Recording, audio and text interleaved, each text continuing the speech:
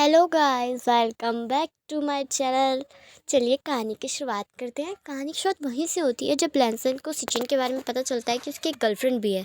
जिस बात को सुनकर लैंसन को बहुत ज़्यादा गुस्सा आता है और न्यू को कहता है कि वो सब हैंडल कर लेगा। यहाँ से सीन शिफ्ट होता है और चाइना का दिखाया जाता है।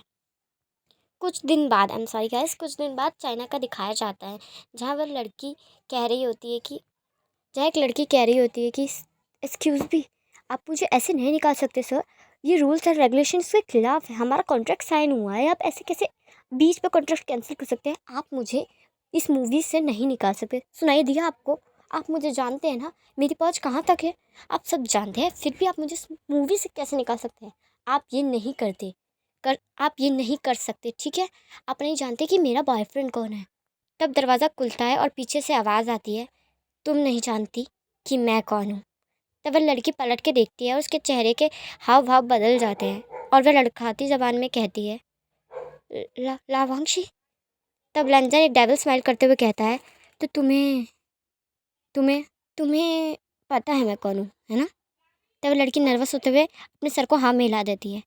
तब लंजन भी बात को रिपीट करते हुए कहता है, तुम्हें पता है मैं कौन हूँ, तो तुम्हें ये भी पता होगा कि मैं अपनों के लिए कितना ऑब्सेसिव हूँ।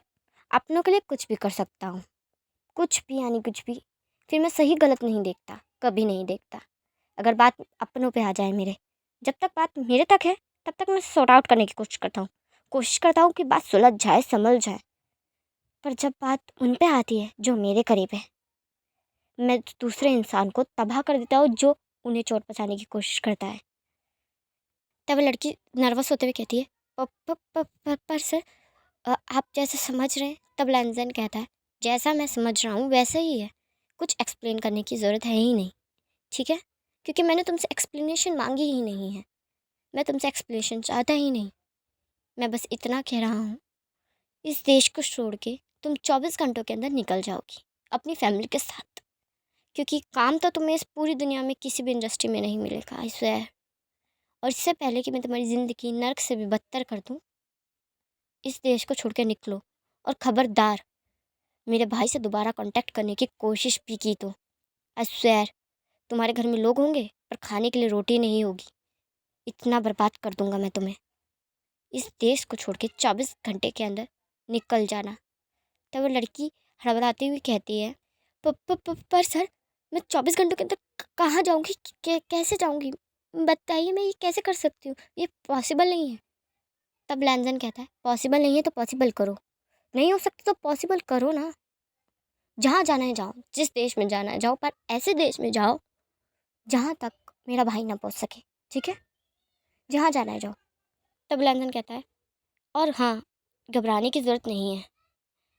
तुम्हें कुछ पैसे दे देता हूँ जिससे तुम आराम से सेटल हो सकती हो।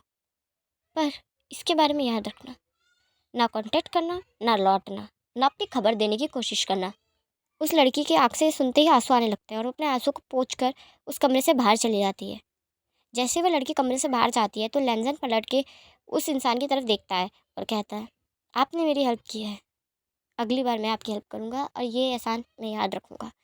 तब वह आदमी अपने सर को झुकाते हुए और लैंजन को बो करते हुए कहता है, सर, ये तो मेरा ऑनर है कि आपने मुझे चांस दिया आपकी हेल्प करने का, वरना आपकी हेल्प करने का चांस हर किसी को तो नहीं मिलता। अब मुझे विश्वास है कि मैं आपकी एक गुड लिस्ट में आ चुका हूँ। मैं यही चाहता हूँ, बस आप मुझे सपोर्ट करते रहें, मेरे साथ रहें, बस इतना ही काफ़ी रहेगा। तब लैंजन कहता है, सपोर्ट तो करना ही होगा। अब आप और मैं दोस्त हो चुके हैं, ये याद रखूँगा। ये कह के लैंजन वहाँ से चला जाता है।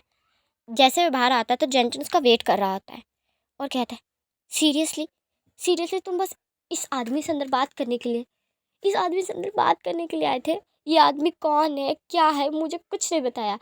सीधा सीधा लंदन से सीधा जेट निकाल कर यहाँ तक आ गए और अब हम जा रहे हैं। इतनी जल्दी आ जा तो कोई करता भी नहीं है, ठीक है? एटलीस्ट घूम लेते हैं। मैं चाइना इतने साल बाद आया हूँ, है लैंजर? तब लैंजर उसकी तरफ देख कर कहता है, फ्री टाइम है तुम्हारे पास बात? तब जैनचन गुस्से में कहता है, फ्री टाइम मेरे पास फ्री टाइम? देखो लावांग जी, गुस्सा मत दिलाओ मुझे। मेरे पास बिल्कुल फ्री टाइम नहीं है। कितना काम था ऑफिस पे, इतनी बड़ी डील थी, उसे छोड़कर तुम यहाँ आए हो इस कंपनी में इस डायरेक्टर से मिलने। मुझे तो ये तक नहीं पता भैया क्यों आए और मैं तुम्हारे साथ खड़ा हुआ क्यों हूँ। अगर मुझे बताना नहीं था तो मुझे लेकर क्यों आए तुम? तब लैंजन कहता है, अब सेक्रेटरी का काम होता है सर के साथ चलना, तो तुम्हें नहीं तो किसे लेकर आऊँगा। ये कह के लैंजन आगे चले जाता है। तब जैनचन कहता है, कौन सेक्रेटरी? कौन सेक्रेटरी? हाँ, ओए ओए रुक, मैं तेरा दोस्त हूँ यार, कभी तो वैसे वैसे सोचा कर, रुक जाओ। यहाँ से सीन शिफ्ट होता है और 1 वीक बाद का दिखाया जाता है, जहाँ लैंजन अपने कैबिन में बैठ के अपने लैपटॉप पे बड़ा कॉन्सेंट्रेट होकर काम कर रहा होता है।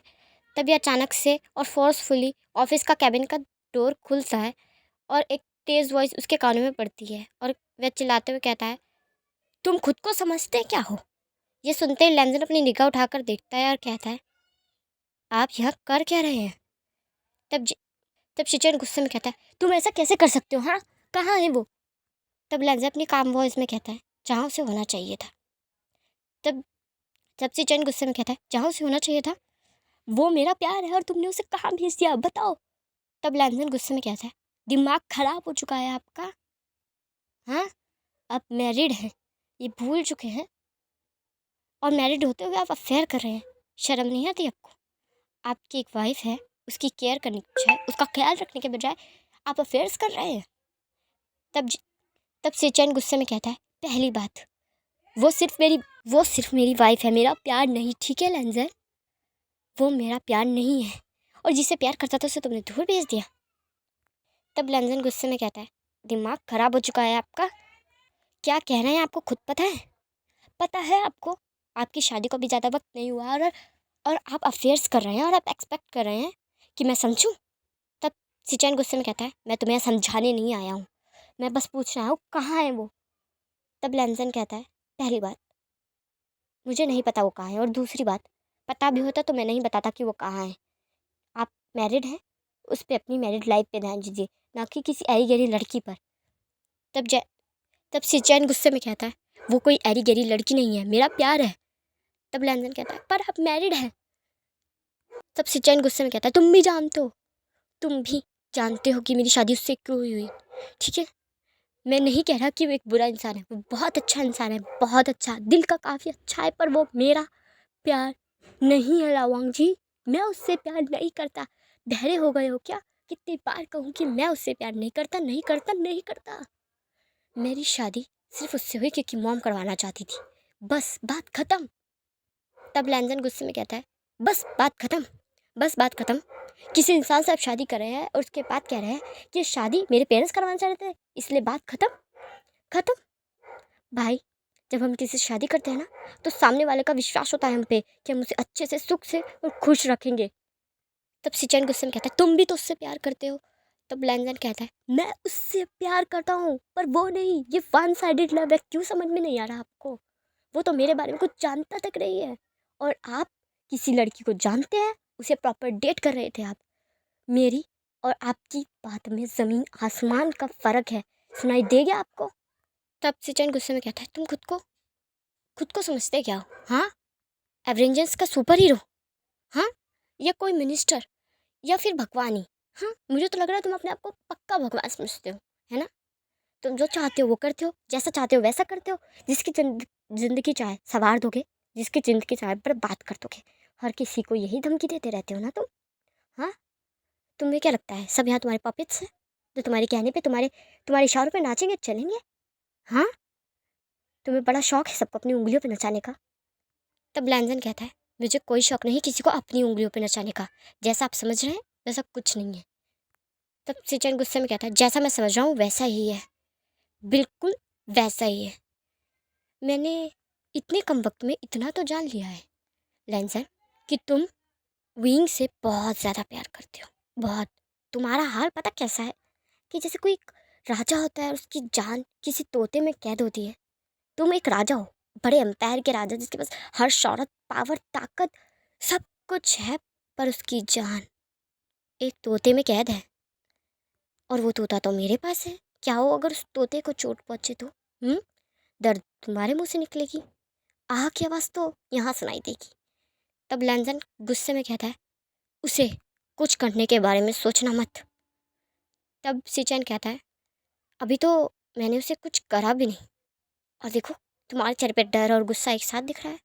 वाह, इतने सारे इमोशन इतने कम वक्त में, कितना साल बाद देख रहा हूँ ना मैं तुम्हारे चेहरे पर, वरना ये इमोशंस तो नज़र ही नहीं आते।